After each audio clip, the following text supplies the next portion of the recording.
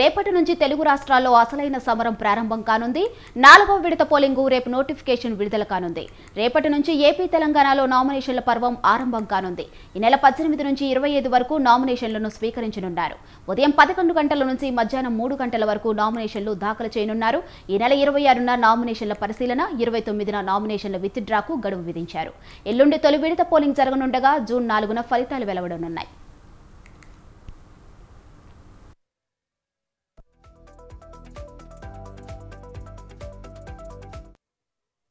ఇక ఇప్పటికే టికెట్ ఖరారైన నేతలంతా నామినేషన్లకు ముహూర్తం ఫిక్స్ చేసుకున్నారు.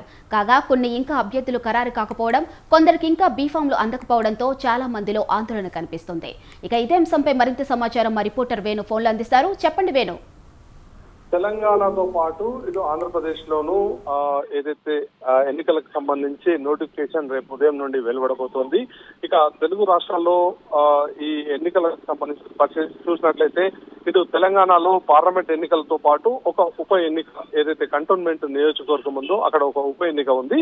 ఇక ఆంధ్రప్రదేశ్ సంబంధించి చూసుకుంటే దాదాపు మొత్తం కూడా ఇటు అసెంబ్లీ ఎన్నికలతో పాటు ఇటు పార్లమెంట్ ఎన్నికలు కూడా ఒకేసారి జరగబోతున్నాయి. ఇక ఇందులో చూసుకుంటే ఏపీలో 25 లోక్సభ స్థానాలు, 175 అసెంబ్లీ స్థానాలకు రేపు ఉదయం నోటిఫికేషన్ వెలువడబోతుంది. ఇక తెలంగాణలో చూసుకుంటే 17 లోక్సభ, ఒక అసెంబ్లీ ఉప ఎన్నిక స్థానంలో సంబంధించి నోటిఫికేషన్ విడుదల కాబోతోంది. వీటికి సంబంధించి పోలింగ్ ఏదైతే మొదటగా మే 13న ఎన్నికలు జరగబోతున్నాయి. ఇందుకు సంబంధించి ఇప్పటికే షెడ్యూల్ కూడా ఎన్నికల సంఘం విడుదల చేసింది. అయితే ఎన్నికలకు సంబంధించి నోటిఫికేషన్ రేపు ఉదయం రాబోతోంది. ఇక రేపటి నుంచి ఈ నెల 25 వరకు ఉదయం 11 గంటల నుండి మధ్యాహ్నం 3 గంటల వరకు అభ్యర్థుల నామినేషన్లు దాఖలు చేయవచ్చు.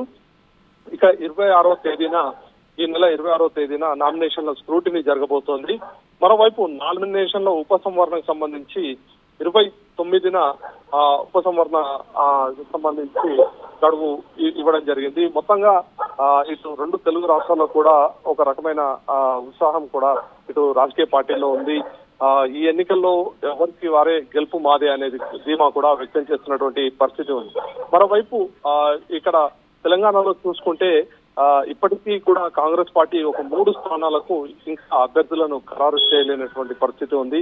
ఇక మరోవైపు ఇటు బీఆర్ఎస్ కానీ అటు బీజేపీ కానీ రెండు పార్టీలు కూడా ఇప్పటికే లోక్సభలో పోటీ చేసేటువంటి అభ్యర్థులను ప్రకటించడం జరిగింది. వారికి సంబంధించి బీఫామ్స్ కూడా అందజేయడం జరిగింది. వారందరూ కూడా రేపు మొదటి రోజునే నామినేషన్ వేసేందుకు కూడా చాలా మంది కూడా వారు ముహూర్తాలు చూసుకొని రెడీ అవుతున్నటువంటి పరిస్థితి ఉంది. ఇక మరోవైపు ఇటు తెలంగాణలో పరిస్థితి ఇలా ఉండగా ఇక ఆంధ్రాలో కూడా రేపటి నుండి నామినేషన్ల పర్వం ప్రారంభం కాబోతోంది. ఇందుకు సంబంధించి నేతలు చాలా మంది కూడా మొదటి రోజునే నామినేషన్లు వేసేందుకు కూడా రెడీ అవుతున్నటువంటి పరిస్థితి ఉంది. ఇక చాలా మంది అంటే ఈ రేపు మంచి ముహూర్తం ఉండడం, అలాగే 25వ తేదీ రోజు కూడా మంచి ముహూర్తం, అదే రోజు చివరి తేదీ కావడంతో నామినేషన్లు వేసేందుకు ఆ రోజు కూడా పెద్ద ఎత్తున కూడా నాయకులు రెడీ అవుతున్నటువంటి పరిస్థితి ఉంది. ఇక రేపటి నుండి ఇక నామినేషన్లు వేసినప్పటి నుండి కూడా ఎవరైతే అభ్యర్థులు చేసేటువంటి ఖర్చు అంతా కూడా ఎన్నికల సంఘం ఎప్పటికప్పుడు కూడా వారి పేరు మీద లెక్కలు రాయడం అనేది జరుగుతూ ఉంటుంది. ఇక ఇన్ని రోజుల పాటు చేసిన ఖర్చు ఏదైతే షెడ్యూల్ వచ్చిన పనులను కూడా చేసినటువంటి ఖర్చు అంతా కూడా పార్టీలకు వేయడం జరుగుతుంది. అయితే రేపటి నుండి ఎవరైతే నామినేషన్ వేస్తారో వారి అకౌంట్ లోనే అంటే ఒక పోటీ చేసేటువంటి అభ్యర్థి అకౌంట్ లోనే ఖర్చు అంతా కూడా వేయబోతున్నారు. మొత్తంగా ఇటు రెండు తెలుగు రాష్ట్రాల్లో కూడా రేపు పెద్ద ఎత్తున నామినేషన్లు దాఖలు చేసేందుకు నాయకులంతా కూడా రెడీ అవుతున్నటువంటి పరిస్థితి ఉంది. Right, thank you Venu.